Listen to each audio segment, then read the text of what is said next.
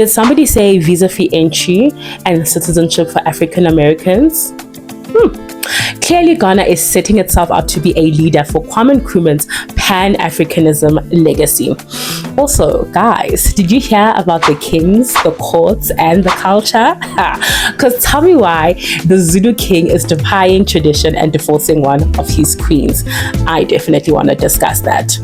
Also, can the Somalians just come to the front and tell me why a minister is taking male delegates to go to a women's conference where they discuss women's issues? I just need one of y'all to tell me what is happening with the representation and gender equality in Somalia. It's safe to say that 2025 is starting off with quite a bang, with Ghana opening up its borders to the Zulu king defying tradition, as well as having certain African women lead the global fight. I have so much to discuss with you, so join me as we discuss some of this week's groundbreaking news just in these 6 days of 2025.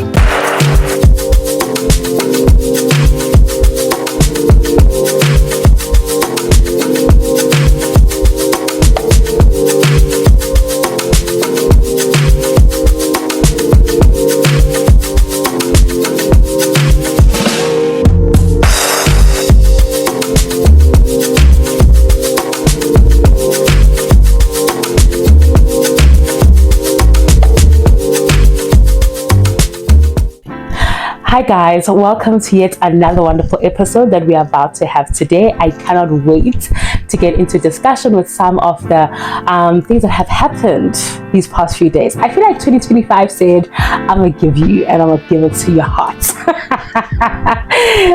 It's only been a week and we've already started off strong.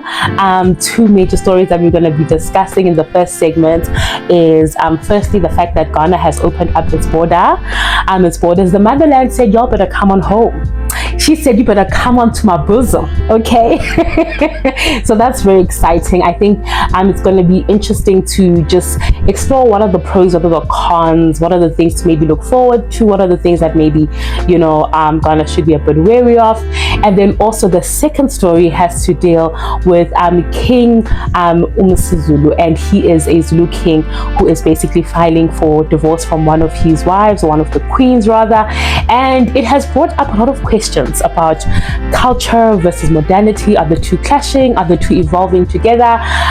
Very, very interesting insights, and also it's been very interesting to see people's reactions and response and just their commentary on the current king and how he is navigating this current season. So with that, let us jump straight into it because it is a lot of good stuff, okay? Now, starting off with what Ghana has done. I think we all know that Ghana has got a very strong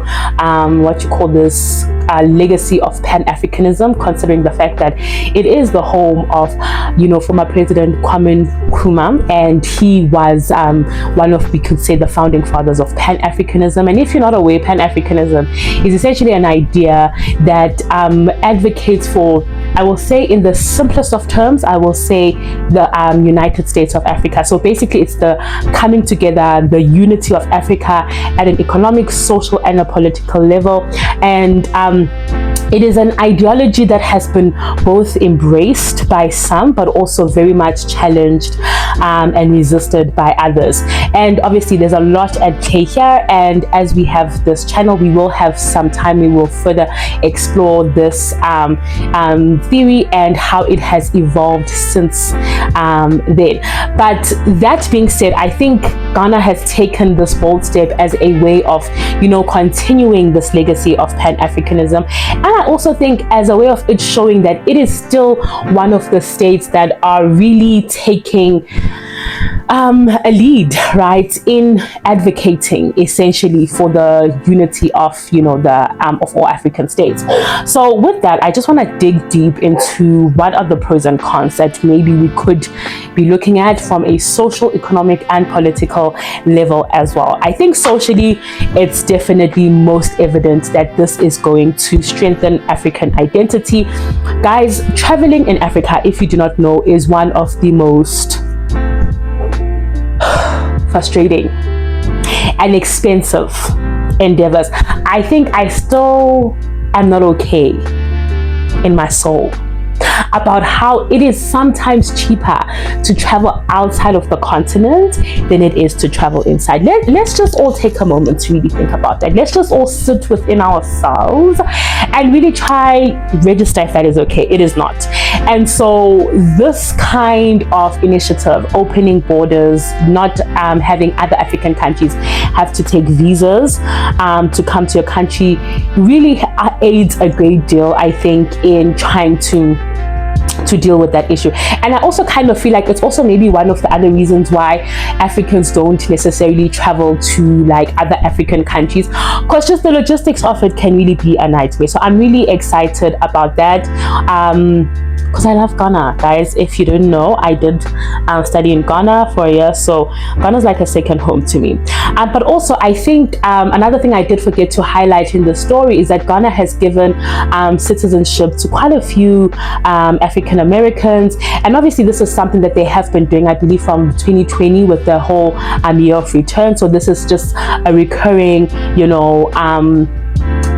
I think we could call it essentially a foreign policy of sorts, right?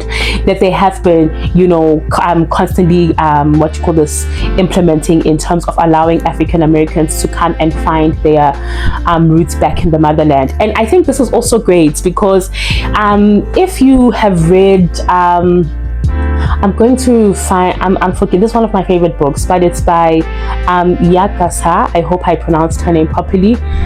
Is it Homecoming? I think it's Homecoming or Homegoing, one of the two. I always like mix up the two, but I'll insert like a picture of the book that I'm referring to. When you read that book, I think that book perfectly captures from an emotional and like just a social aspect the significance of like African Americans coming back home and just making like that full circle like trip, from when their ancestors left in this most brutal way. I also think from a cultural point of view, we are witnessing a cultural renaissance. Ghana for quite some time, Ghana and Nigeria, are very popularly known for like the Denti December. Basically that's a time in December when it's very festive, there's a lot happening, it is quite the party scene, and I think this is a nice way for them to branch out of just being known for that, in terms of Ghana being the vibey place or the place to be, because I think that this is also going to just allow for a lot of like collaborations to happen with people being able to more easily come into the country and explore the country, and expose the country to others at the same time. So this is really just going to ensure a lot of cultural exchange and enrichment. So that's really exciting. For me, I would say maybe some of the cons would just be the fact that obviously there will be an influx now of immigrants, and I just do wonder, has the Ghanaian government taken the necessary precautions to just ensure that their basic infrastructure, that is healthcare, education rather, housing services, all those things are already working efficiently, just so that when now there is this increase of people coming in, that it doesn't affect particularly the local residents who are already there. So I just think for me, I just really started asking a lot of questions about that from a social point of view. Economically, we definitely know that this is going to boost tourism, it's going to boost investment, and this is always like a great way for countries to just further bump up their GDP. Also, I think also the diaspora, considering the conversation of pan-africanism, will now be able to play an even greater and more impactful role on the continent, since they will be able to now have one other country that they can literally come physically and presently be at, and call essentially home. So that will be exciting to see. And I also think that should the Ghanaian government, do take this opportunity in stride and really take advantage of everything that it will bring, a lot of job creation opportunities can possibly happen. I think one of the things I often think about is just like the endless possibilities of like locals being able to help, new, whether it's like Americans, Africans come in, or just like other immigrants, be able to just like integrate into like Ghanaian culture, Ghanaian society. Because also, like, one thing I don't think we are very conscious of this, but every country has got like its own unspoken rules, its own like unspoken social contract, like things that you can or you can't do. Like, one thing I always found fascinating about staying in Ghana is that I did not see anyone like smoke a cigarette in public, and that's something that's like so commonplace here in South Africa. And you know, those are just one of the things I'm saying, like those unspoken rules that every culture and every state essentially has. So great opportunity there for job creation. The cons, though, essentially from a political point of view, I do think that it will basically be from a point of infrastructure. I do think that the Ghanaian government does have to make sure that it is on point when it comes to the infrastructure services and current projects that it does have, and making sure that all of that is complete. Because guys, if you're going to be welcoming in an influx of people, you don't want to have them literally spend a great portion of their day in traffic, or they don't have, you know, adequate housing, or like all these just like basic things that a person needs to be able to live in a proper functioning state. Those things need to be in place. And guys, traffic in Ghana, traumatizing. Still traumatized till today. Okay, so those kind of things just make me like really think about whether the Ghanaian government has prioritized. But I do remember when I was there was like a lot of work that was done in terms of like creating a lot more like roads and highways, which is great, which is good, because I was just always asking myself 1,000,001 questions, child. I'm just like, why don't we have enough roads, child? Okay. So yeah, then I also think another thing is to also just ensure that, you know, they will be able to manage, you know, any illegal activities, because guys, there will always be chances, like there will always be opportunists who are wanting to do the things that they're not supposed to do. So I'm just hoping that, you know, from a security point of view, that they will crack down and ensure that everyone who is coming into the country is coming to be an active contributing member of society, and not somebody who is trying to disrupt order and law in society. From a political point of view, as I mentioned earlier, this will strengthen Ghana's position as a leader in pan-Africanism, and obviously just reinforcing Kwame Nkrumah's legacy and everything that he stood for, which is just really exciting. Also, it does give a greater opportunity. Guys, I'm so sorry, like I'm just not comfortable today in my chair, but anyways, it does give African Americans also just a greater opportunity to form stronger ties as well with the country, and I think it will also encourage a lot more regional collaboration as well, even from like just in terms of like I'm assuming even like businesses, like smaller businesses, and then being able to either get products in Ghana or get products out of Ghana. So that will definitely be interesting. I just think my only other concern as well, in the con from a political standpoint, which is also falling under economic standpoint, is to just make sure that things, I'm trying to find like a proper way of putting this. I think politically, firstly, is to ensure that Ghana does not now make its economy be one that relies solely on like now these new investments that will be coming in from the diaspora, because obviously there is like a huge influx of that, which will be happening. But also at the same time, to also make sure that there mustn't be a great deal, this is what I forgot to say in the wealth, there mustn't be like a great deal of like wealth disparities that will now exacerbate like tensions of like, you know, economic and social inequality between the haves and the have-nots. In this particular case, local residents and those who are coming in from outside the country.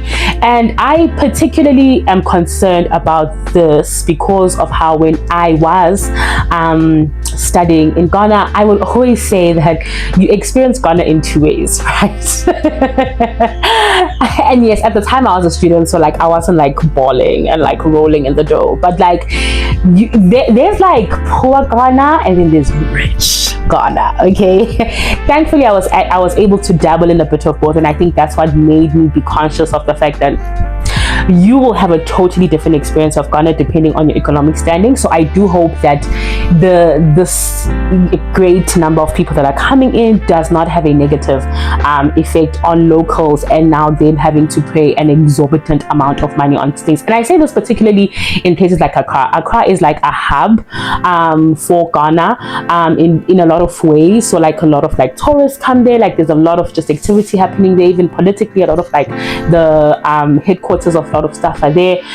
So things there, the prices of things, they were much higher than they were in other places like Kumasi, you know. So yeah, that was just something I was just like, let's not kill the locals, okay? Just because we are now welcoming everyone. But yeah, all in all, I think there's a lot of opportunity, but also at the same time, I think there has to be a great deal of work that is done to ensure that the locals are not paying the price of these opportunities, or are not paying the cost rather of this great opportunities that are now being made available to the country. Next, guys, we've got the Zulu King and his divorce. This is very interesting, because apparently this is the first known divorce that has happened within the Zulu monarch in the 209 years of like the Zulu kingdom inception. So I found that firstly as a shocker, and I was like, oh, okay, wow, I didn't know that. Apparently from, you know, me listening into a lot of like interviews and reading quite a few things, divorce is not a thing that is looked upon. I don't think this is just like held only to like the Zulu kingdom. I think this is the case just all around. Divorce tends to be a very sensitive topic. But now something I do definitely want to discuss is looking at things from, it's like the implications, right? The implications of this move, because I did find it quite interesting how the social media streets were just not impressed. They were not impressed with their king. The Zulus were just like bombastic side-eye. What is happening with your political stability? What is happening with your strength as a king? Like there's a lot of people who are questioning the current king and his reign, you know, and I found that very interesting, considering that also there's been a lot of other like turbulent things that have been happening within this monarch. So that being said, I do think that this brings up a lot of questions about the modern legal system versus like traditional customs. Particularly with this divorce, there has been a lot of like emphasis on the fact that no, this divorce is solely because of the fact that the king with this particular queen, they were married in civil union, and hence these particular proceedings. But from a cultural point of view, the marriage wasn't finalized, and so it makes you then wonder, does that mean that they were not married traditionally? Was their marriage not recognized traditionally? But also it also does make you think about issues of like legacy and inheritance, because I'm pretty sure that whichever queen it is, I'm pretty sure it's one of the kings that he does have children with. What does this mean for the children and their birthright? And also we know that for this particular kind of family, birthright becomes a pretty a different conversation, because of the fact that you have got a whole kingship that is involved, right? And that throne and all that it entails. But also I think that another thing that this does kind of bring up is the confidence of, you know, Zulu people within their king.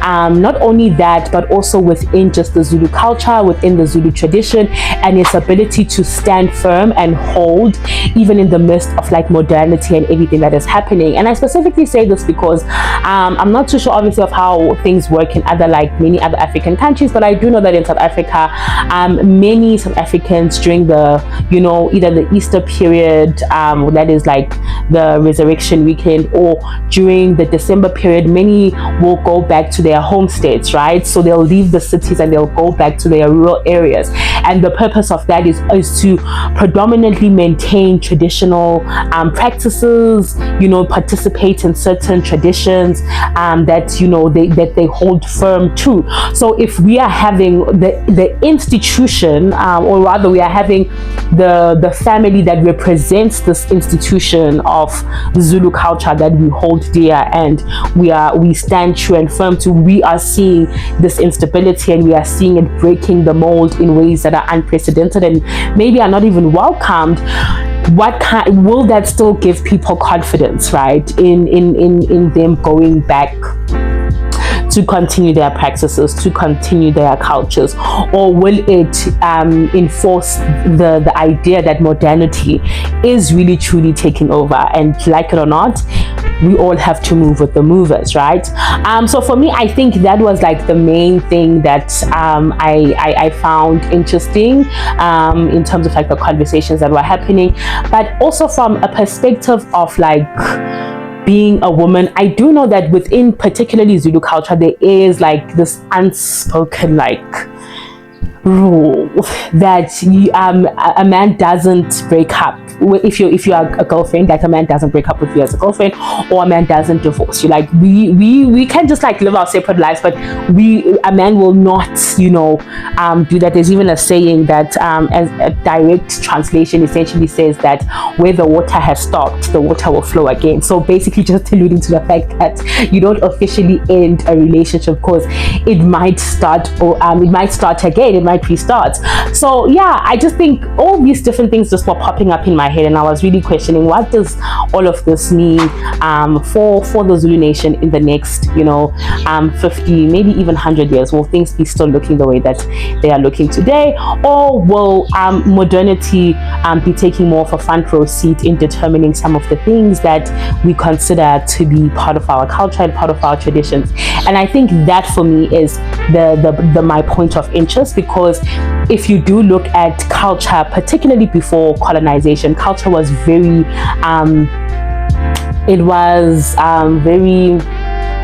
the word has left me.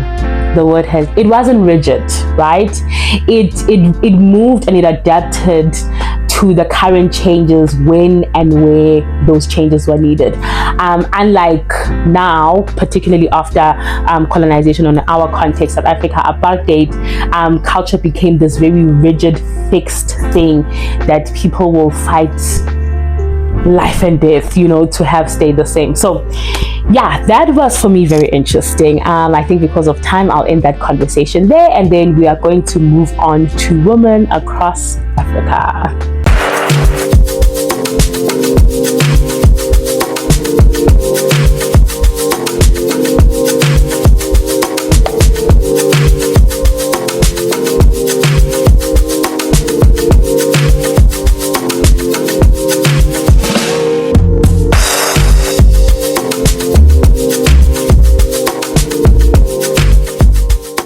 Okay guys, women across Africa, I've got 3 stories that I want to share. Because time has just gone by so quickly, I'm gonna try to really be concise, but I really hope that you will take the main theme or the main lesson that I'm trying to push across with the particular stories that I shared this week, and let me dive deep into the story so you will know what the theme or the lesson is.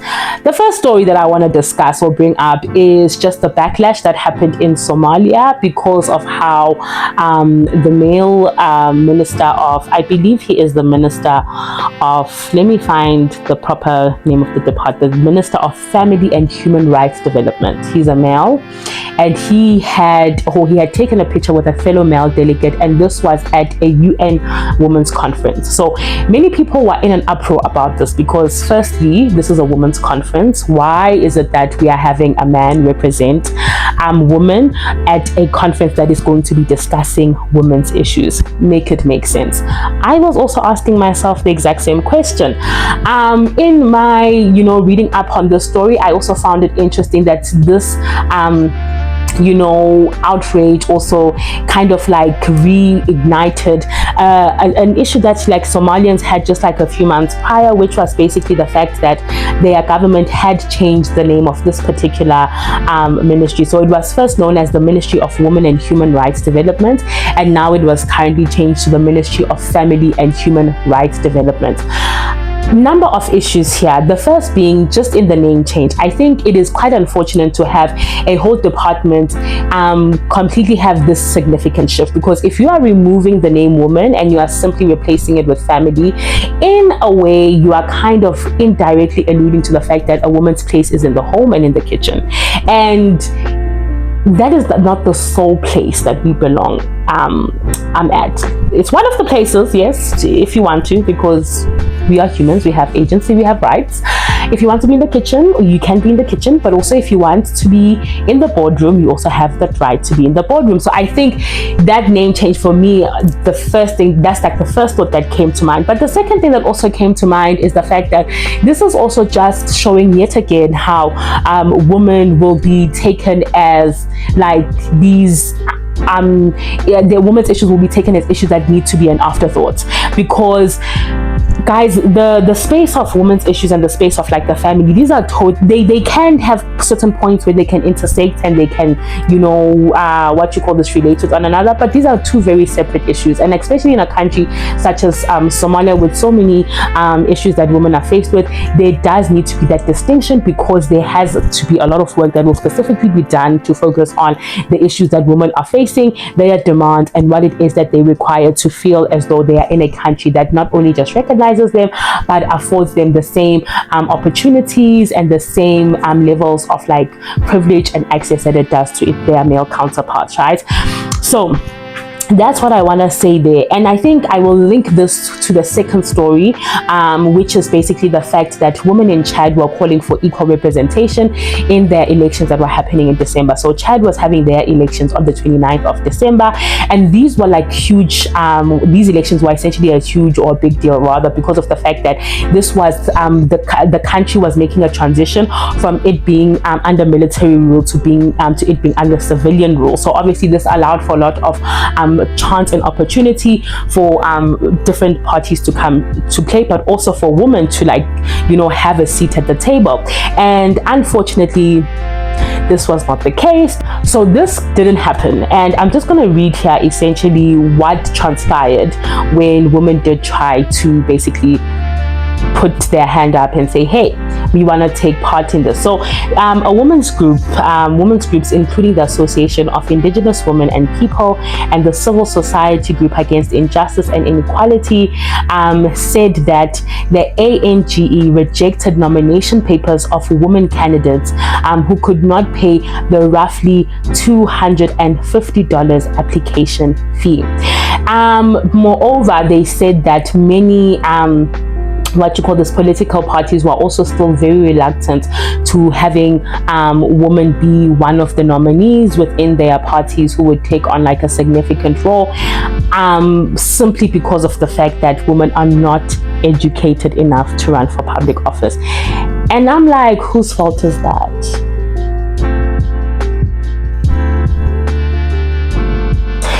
That silence says it all. And with that, I just want to just quote this one particular stat that basically says that women make up less than 35% of party nominations listed by most political parties. Like, guys, we are not going to be emotional, we're not going to be angry, but these kind of things are very frustrating, because we cannot be hypocritical, I think, for lack of a better word, in our sentiments when it comes to women's issues and the reasons for why we do not want to have women participate in certain spaces. You cannot be one who will say women do not qualify or are not good enough, when you are also part and parcel the same agents that play into women not being able to have the opportunity to qualify and be educated enough to take those said roles. So for me, I think it just shows this very complex intersectional issue that exists when it comes to some of the reasons just why women's issues are still where they are at when it comes to the African continent. With that though, I do want to end on a lighter note when it comes to this segment, and I want to just focus on something that L'Oreal and UNESCO did. So L'Oreal and UNESCO, they have an initiative where basically they just celebrate African female scientists for just the quality of scientific research that they did. So last year, towards the end of the year, they did have their awards whereby they awarded and recognized 25 PhD candidates and 5 postdoctoral researchers from 15 different countries across the African continent. Another really exciting, interesting fact was the fact that there were over 800 entries in this particular competition. And so this is just also a testament to the fact that women are taking up space when it comes to the space of research, and not just research, but research in places that matter, because some of the disciplines, I just want to read them here, that these women came from were from places of climate change. They were doing research, they were researchers from agriculture space, they were researchers within the artificial intelligence space, others from healthcare, others technology, other biodiversity conservation, and so much more. And this really, I think it speaks volumes, especially considering the fact that only 31.5% of women in Africa actually are researchers on the continent. So for me, I think L'Oreal, like, well done, like a round of applause for just highlighting some of the exceptional work that these women are doing. And it also is important to note that 12, I believe, of these women are trailblazing in how they are leading scientists in climate change research. And you would have seen in the previous episode that I was sharing the fact, I was sharing a lot about how Africa does have an opportunity, considering all the environmental issues that we've been going through. Africa does have an opportunity to really take a lead in the conversation when it comes to conversations that are happening on climate justice and climate resistance. So that was really exciting, and I hope that leaves us with a smile on our face, even though in the beginning of this segment was not anything to smile about. So with that, we're going to move on, guys, to the final segment of the show, which is Woman of the Week.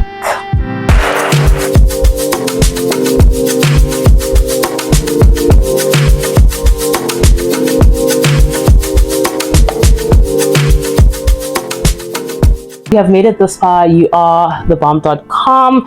And if you are new here and you don't really know what Woman of the Week is about, Woman of the Week is basically a segment in the show where I highlight one particular woman who has done just some great work when it comes to, you know, in bettering the lives of women, or in this particular woman's case, young people in the continent. So I really try to be intentional about highlighting, I think, women who are not really that, you know, known in essentially, you know, in whichever space, but more importantly, also women who I think, as is should be the case with anyone who's just doing anything great, should be getting their flowers now. So this week, our Woman of the Week is going to be Susanna Farr, and she is the CEO of Gold Youth Development Agency. And this is basically an organization that is committed to serving young people at grassroots level and helping them really realize their potential of being, you know, future builders of the South African nation or country. And she does phenomenal work in how she really focuses in on like behavioral change when it comes to young people and really drawing out the leaders in them. And I think the video that I will be showing you will just highlight just the great approach that she takes to oftentimes the young people that we overlook, the young people that we see as the rotten apples, as we like normally give lose hope when it comes to. So her work is just really exceptional, and I hope that you are also just encouraged as you watch this. Also with that, before I do leave, I also do hope that everyone who watches Woman of the Week, it does encourage especially women to take that initiative, start that project, start that program that you're wanting to start, that will help whoever you felt in your heart you need to help, because this particular space is to show you that everyone has a particular corner in the world that they belong to, and you will find your corner in the world. One of my favorite girlies on TikTok said something to that line, and it has just stuck with me this week. So I want to also pass on that message here, that even though you might be rejected in one corner of the world, don't give up, because there definitely is many corners in the world and you'll find your own. So let this Woman of the Week encourage you in that particular message. message. Guys, with that, thank you so much for staying till this far. Thank you as always for engaging, for commenting. I see your comments, I love them so much, and I hope you guys enjoyed these discussions and these topics as much as I did. And as always, guys, the conversation just doesn't end on the screen here, it continues further down. So if you have any questions, any comments, any opinions, anything you want to just add on to everything we've said, please definitely do. I always look forward to engage, and as you know, we can only change the narrative when we engage. So thank you guys. Bye bye bye bye bye.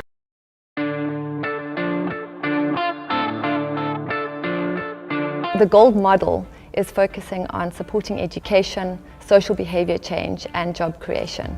We're focusing on really hard-hit communities and dysfunctional schools, and the worse, the better for us, because that's where we see that there's great potential that can be harnessed. We identify influential young people, often the naughty ones going through desperate circumstances, but they have leadership potential, they're entrepreneurial. We give them hope, we give them intensive support and the platform and the tools to actually reach their full social and economic potential, and we harness the influence they have over their peers, so that personal change has an impact at a peer group level, a school level, and ultimately a community level. They exit our program with a CV. We can vet for their character, and then we connect them to post-school opportunities. They can go on to study further, we can place them in an internship, but we also want to become the biggest employer of that pipeline. So we're looking at whether it's a sewage business, kiosks, scooter driving. We're wanting to scale franchises in communities where there just aren't jobs. I'm Suzanne Farr. I'm the founding director of Gold Agency and Gold Enterprises. I'm consumed with a vision of an Africa where its most vulnerable youth, despite their poverty, realize that they have so much to give. Even the most negative young person in the most desperate circumstances, when they're given the opportunity and the love and the support, something in them rises up. They start to realize their value, they start to fight for others. They're part of a revolution of hope. And this conviction in my heart is only getting stronger, that the hope for Africa lies in how we invest in its most disenfranchised youth. There is no plan B.